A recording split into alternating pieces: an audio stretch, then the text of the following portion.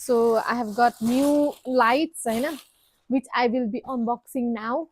यो चाहिँ स्ट्यान्ड हो, दुईटा लाइट किनेको छु मैले, एउटा की लाइट अर्को background light. Oh, this is how my light looks.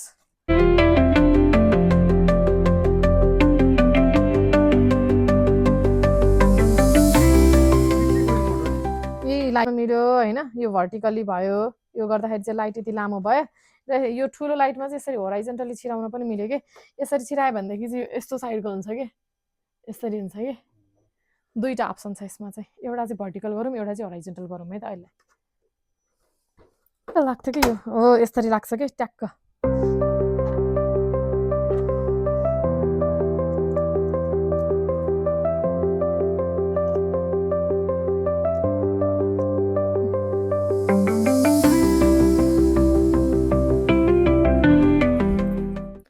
So this is my new light.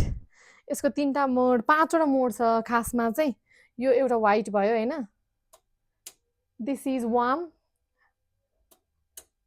This is अझै बढी व्हाइट हैन, दिस इज अलिकति dim, this is clear white. Total चारवटा मोड भयो है, चारवटा मोड छ यसमा.